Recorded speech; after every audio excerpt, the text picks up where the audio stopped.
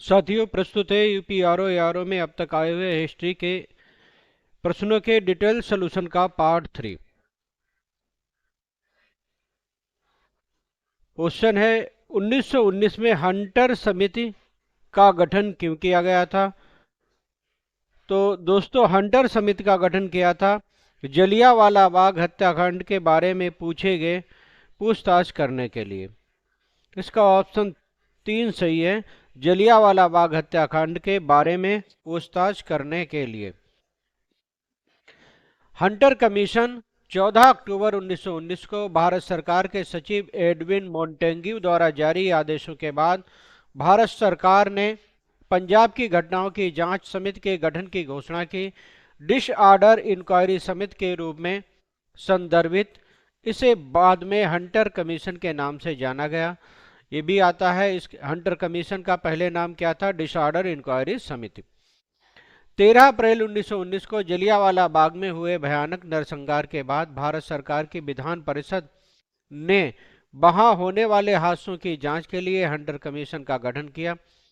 उस भयानक दिन पर जनरल डायर के आदेशों पर महिलाओं, बच्चों, बुजुर्गों सहित कम से कम 1000 लोगों की मृत्यु हो गई और एक अन्य 1500 घायल हो गए। लॉर्ड विलियम हंटर ने जांच समिति का नेतृत्व किया। आयोग का गठन 29 अक्टूबर 1919 को किया गया था। इसे नवंबर में बुलाई और 46 दिनों की अवधि में गवाही ली थी। जनरल डायर 19 नवंबर को आयोग समिति के समक्ष उपस्थित हुए। उन्होंने कहा कि उन्होंने भीड़ में आग लगाने की योजना बनाई थी, न कि केवल तितर बितर करने के लिए उन्हें, लेकिन एक उत्परिवर्तनी को रोकने के लिए, एक नैतिक प्रभाव पैदा करने के लिए। उन्होंने भी यह इंगित किया कि उन्हें मशीन गन और बख्तरबंद कारों का उपयोग करने की योजना बनाई थी और अगर उनके पास मौका था तो वे उनका इस्तेमाल करेंगे। अतः 1919 में जलियांवाला बाग हत्याकांड के बारे में जानकारी जांच के लिए हंटर आयोग का गठन किया गया था।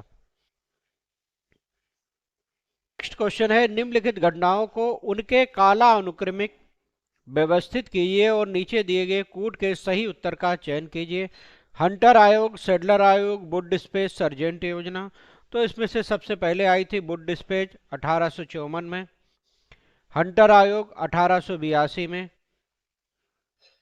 सेडलर 1917 और सर्जेंट योजना आई थी 1944 में।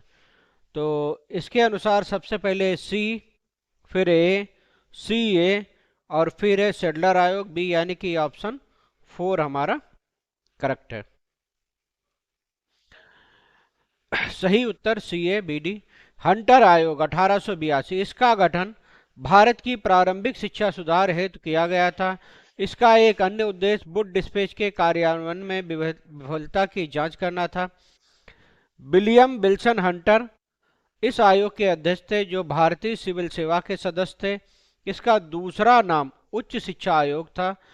इसकी नियुक्ति भारत के वायसराय लॉर्ड रिपन द्वारा किया गया था। सिफारिशें प्राथमिक शिक्षा को प्रोत्साहित करना, माध्यमिक शिक्षा में प्रगति, स्कूलों के लिए अनुदान सहायता करना, नैतिक और शारीरिक शिक्षा पर जोर देना। सेडलर आयोग 1917, डॉक्टर माइकल सेडलर इस समिति के अध्यक्ष थे। इन्होंने शिक्षा के 10+2+3 पैटर्न की सिफारिश की थी। मुस्लिम लड़कियों के लिए पर्दा स्कूल स्थापित किए थे।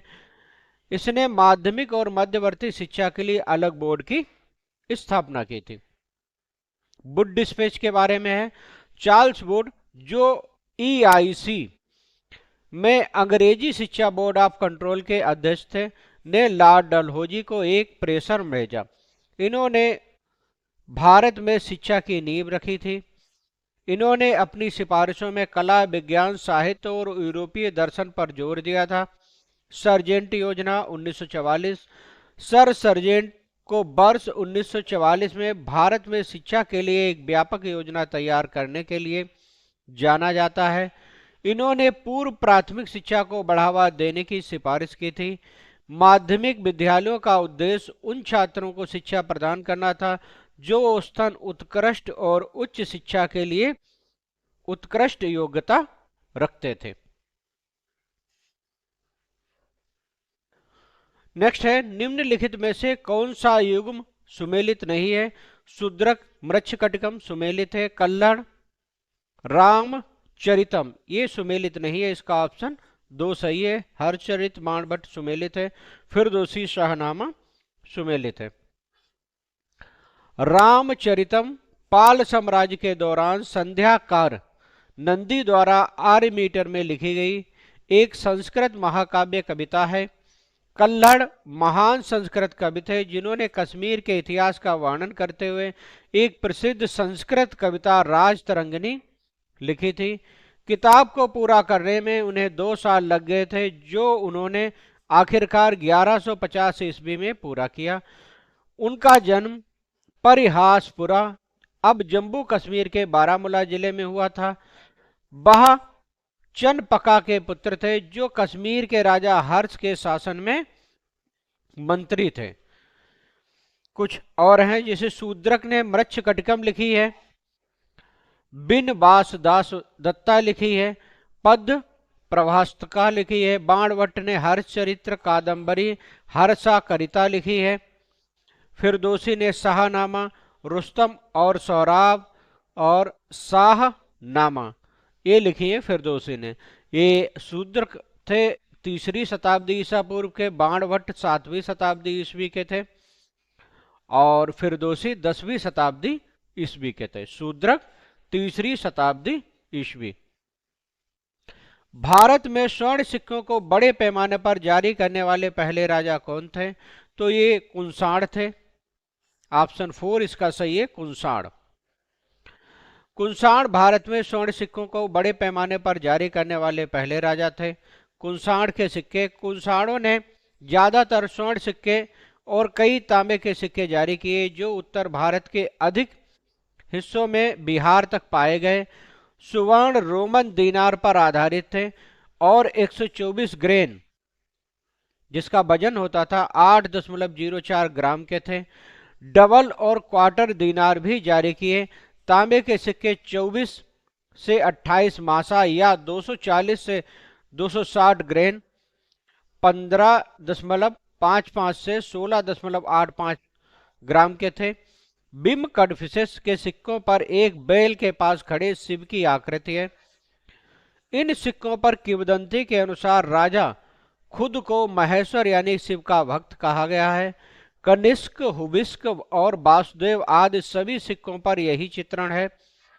कई फारसी और ग्रीक देवताओं के अलावा कई भारतीय देवी देवताओं को कुंसाण सिक्कों पर दर्शाया गया है।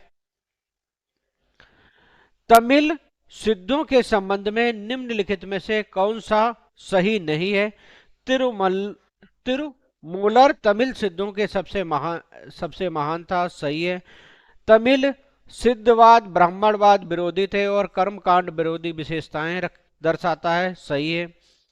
तमिल सिद्धों में तमिल देवता शिव और मुरुकन्नन के महत्व पर जोर दिया है, बिल्कुल सही है। तमिल सिद्धों के मुख्य केंद्र टोंडिनाडु और पांडिनाडु थे, यही गलत है, इसीलिए इसका ऑप्शन 4 सही होगा। सही उत्तर है तमिल सिद्धों के प्रमुख केंद्र टोंडिनाडु और पांडिनाडु थे। सिद्ध शब्द की उत्पत्ति मौखिक संस्कृत मूल साधु सिद्ध से हुई है, जिसका अर्थ है अनुभूति, सफल होना या पूर्णता। वे मूल रूप से अपनी धार्मिक सामाजिक सोच के ब्राह्मणवाद के विरोधी थे। तमिलों को अपने जीवन के तरीकों में सिद्धार्थ की परंपरा का पालन करना होगा, इसलिए कथन 2 सही है। तमिल परंपरा के अनुसार 18 सिद्धों को सिद्ध चिकित्सा का स्तंभ माना जाता है। उनके सटीक समय युग पर कोई सहमत नहीं है। लगभग सभी सिद्ध सभी श्रेष्ठ की एकता यानी कि एकेश्वरवाद में विश्वास करते थे और उन्होंने प्रेम और सेवा के दर्शन का प्रचार किया और मूर्ति पूजा की निंदा की।